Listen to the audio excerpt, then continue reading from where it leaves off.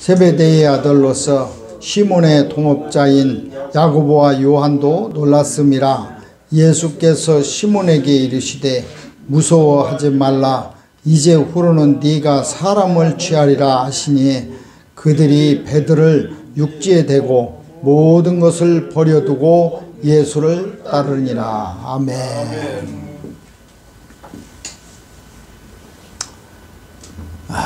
우리 속담에 10길 물속은 알아도 한 길 사람 속은 모른다라는 말이 있습니다. 근데 사람 속을 알기 위해서 우리는 무엇을 하느냐면 그 사람과 대화를 합니다. 그 사람하고 말을 이렇게 하다 보면은 그 사람 속에 있는 것이 다 속에 있는 것들이 하나씩 나오게 되어 있어요. 그래서 사람은 말을 해봐야 아는 거고, 그 말을 통해서 그 사람의 진심을 알 수 있는 거고, 그렇습니다. 그래서 어떤 양쪽에 분란이 있으면은 한쪽 말만 들으면은 이 판단이 잘 안 씁니다. 그래서 이쪽 얘기도 듣고 저쪽 얘기도 들어보는 겁니다. 양쪽 얘기를 다 들어보면은 이게 상황이 어떻게 된 이야기구나 라고 합니다.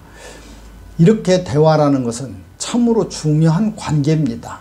사람과 사람뿐만이 아니라 우리는 이제 내가 데리고 있는 반려견에서도 대화를 시도하고, 이리 와라 뽀삐야 이리 와, 이렇게 이야기를 하고, 저 산과 들에 있는 그러한 나무들과 꽃과 또 풀하고도 우리가 이야기를 하고, 늘 그렇게 무엇인가 그 대상에 대해서 내가 그 마음을 좀 알았으면 싶어가지고 대화를 하게 됩니다. 우리 하나님과 우리와의 그러한 그 관계도 어디에서 이루어지냐면 대화 속에서 이루어진다는 겁니다. 하나님하고 나하고 말이 통하지 않으면은 우리는 하나님의 뜻을 알 수도 없습니다. 그리고 내 뜻도 내가 아무리 얘기해도 하나님이 난 도대체 네가 하는 소리가 무엇인지 모르겠다라고 한다면은 하나님도 우리의 속을 그렇게 알 수가 없는 겁니다. 그래서 서로 대화를 잘 해야 됩니다. 오늘 이 시몬 베드로라는 사람이 이 어부가 어떻게 하나님을 만났고 어떻게 하나님과의 대화를 이루어지는가를 우리는 이 장면을 보고자 합니다. 자기의 배에 올라온 이스라엘의 젊은 청년 하나가 하늘의 것을 이야기를 해줍니다. 이제까지 들어보지도 못하고 이제까지도 알지도 못했던 그러한 일들을 듣고는 그가 너무나 그 이야기에 대한 믿음과 감동이 자기에게 나옵니다. 그런데 그가 내려와서 그렇게 이야기를 합니다. 깊은 데로 가서 그물을 내려 고기를 잡으라, 이렇게 얘기를 합니다. 자기가 밤새도록 수고해서 잡지 못했던 그 고기를 그곳에 가서 그물을 다시 던져서 고기를 잡으라고 일러줍니다. 근데 놀랍게도 이 베드로의 마음속에 그의 이야기가 믿음으로 다가오기 시작합니다. 신뢰가 된다는 얘기입니다. 그래서 이제 밤새도록 우리가 수고했지만 이제 그 말을 믿고 우리가 한번 해보겠습니다 라고 해서 던졌던 그물에서 수없이 많은 고기들이 잡힙니다. 그래서 같이 있는 사람들이 다 놀라고 놀란 그러한 광경이었습니다. 그랬을 때에 여기에 세베대의 아들로서 시몬의 동업자인 야고보와 요한도 놀라고 다 놀라고 있을 때 더 놀라운 말씀을 시몬에게 전해 주십니다. 오늘의 말씀입니다. 무서워하지 마라. 이제는 네가 고기를 잡는 것이 아니라 사람을 취하는, 사람을 낚는 그런 어부가 되게 해주겠다라고 말씀하시는 겁니다. 오늘 본문의 말씀을 내가 사람을 취하리라 라는 말씀이 우리 이 시간 모두에게 하나님의 음성으로 듣는 시간이 되시기를 바랍니다. 그리고 하나님께서 내 앞에 오셔서 내가 이제는 사람을 취하리라. 우리는 이 말씀에 여기 베드로와 이 동업자들은 어떻게 했느냐면은 육지에 배를 대고 그 모든 것을 다 버리고 그렇게 말씀하셨던 예수님을 따르기로 작정하고 예수님의 제자가 되는 모습을 봅니다. 오늘 이 말씀으로 우리도 내가 사람을 취하리라, 이 말씀으로 우리의 속에 가지고 있었던 모든 것을 다 내려놓고 이 세상의 모든 것들을 다 이제 내려놓고 주님을 쫓는 그러한 시간이 되었으면 합니다. 이렇게 사람을 취하기 위해서는 우리가 뭔가가 있어야 됩니다. 늘 사람은 무엇인가를 가지고 있어야 주기 때문에 그렇습니다. 아무것도 가지지 않은 사람은 절대로 남에게 아무것도 줄 수가 없습니다.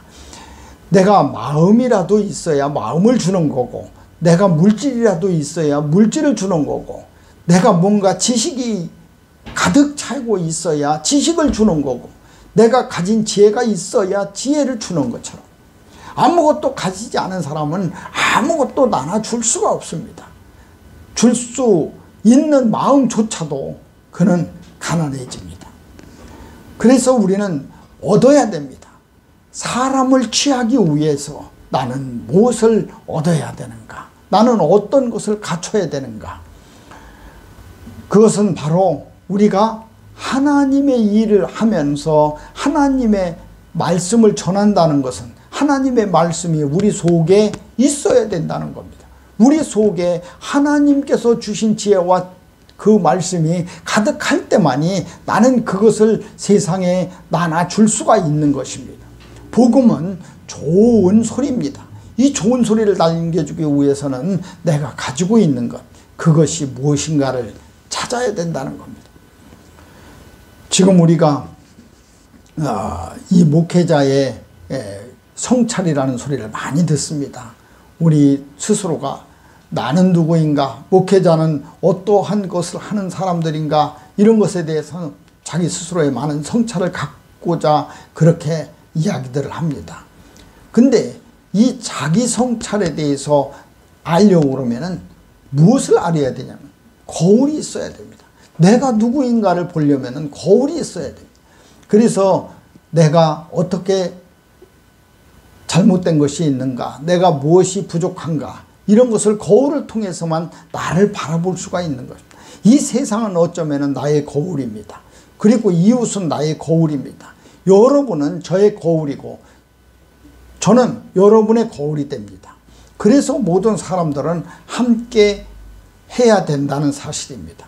그래서 자기 성찰을 위해서 우리 목회자들은 세상에 비춰진 우리의 목회자의 모습을 살펴볼 줄도 알고 세상에서 들리는 우리 목회자에 대한 그러한 이야기들을 들어야 됩니다.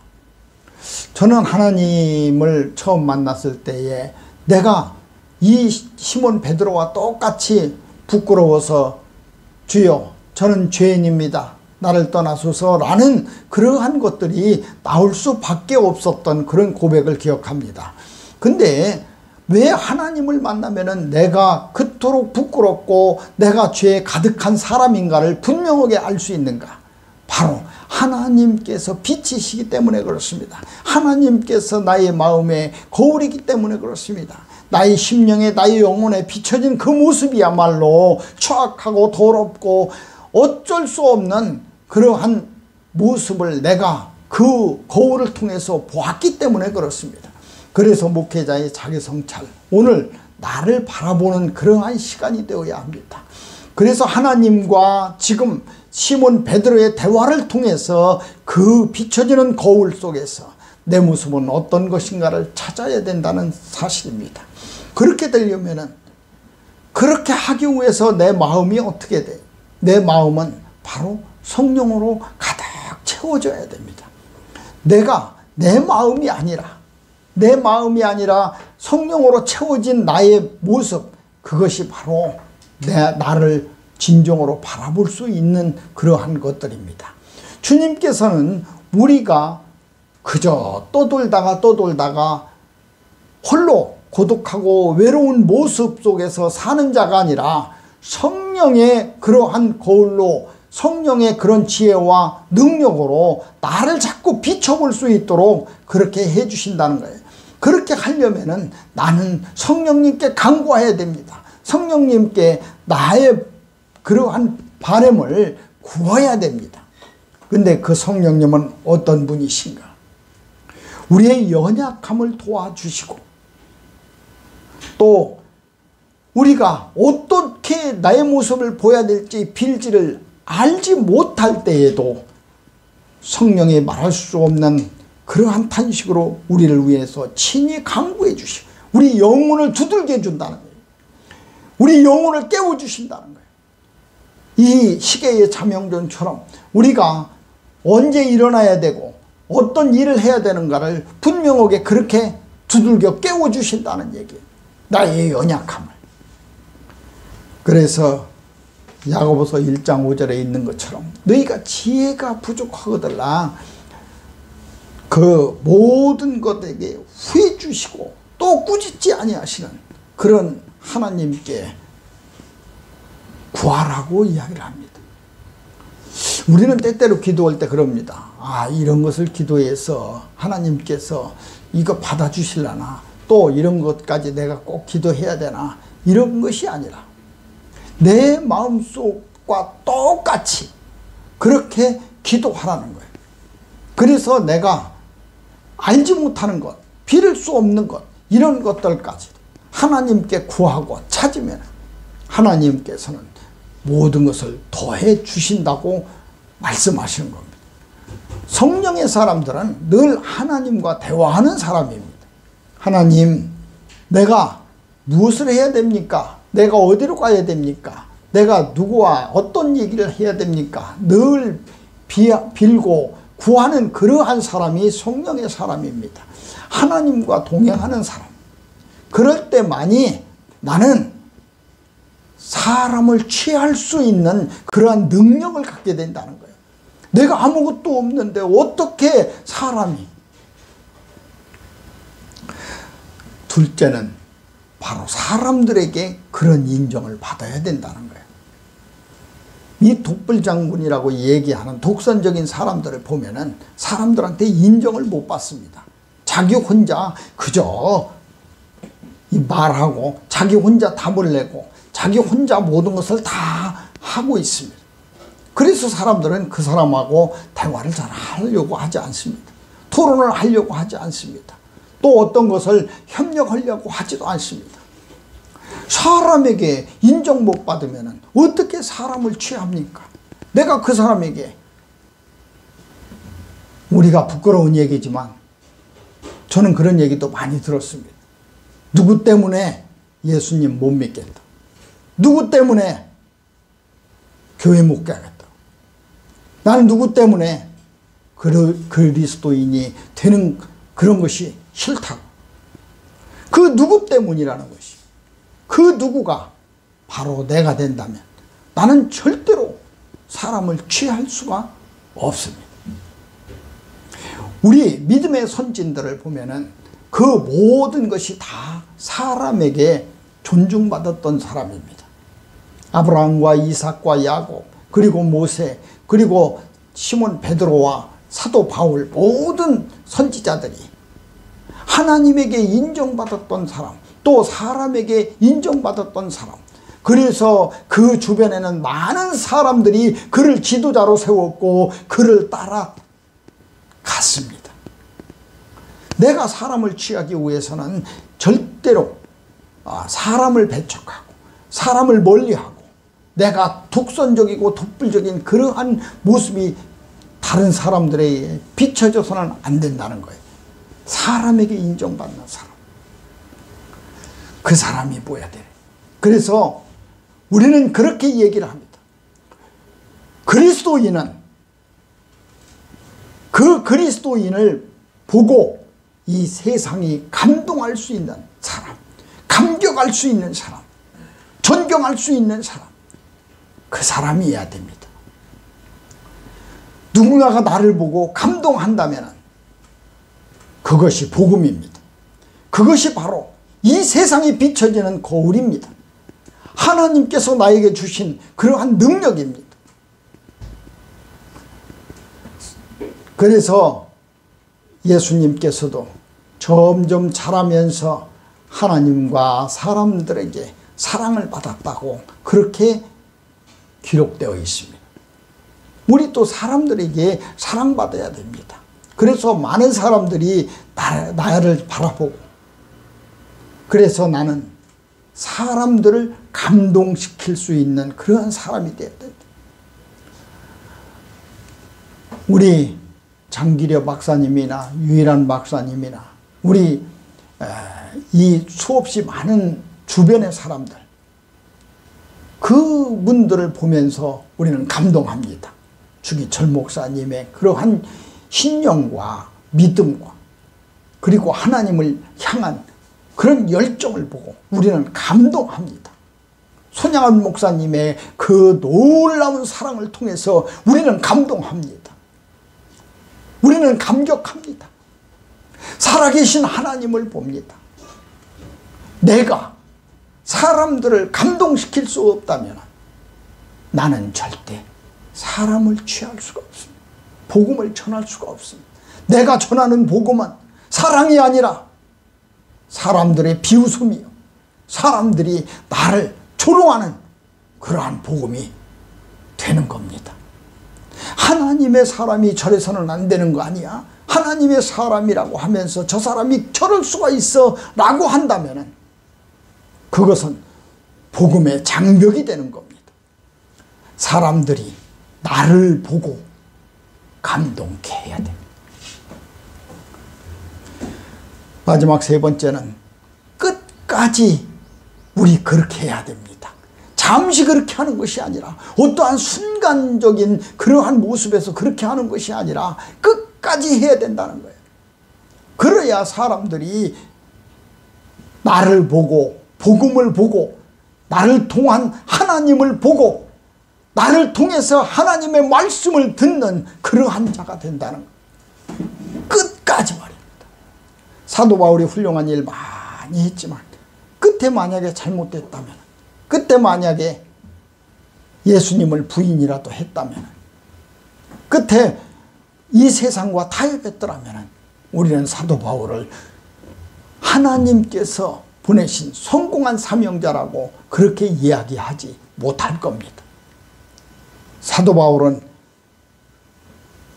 자기가 이런 고백을 합니다. 사랑하는 영의 아들 디모데에게, 내가 선한 싸움을 다하고 달려갈 길을 다하고 끝까지 믿음을 지켰다고 그렇게 고백을 합니다. 그 고백이 우리의 삶의 모든 것이 되시기를 바랍니다.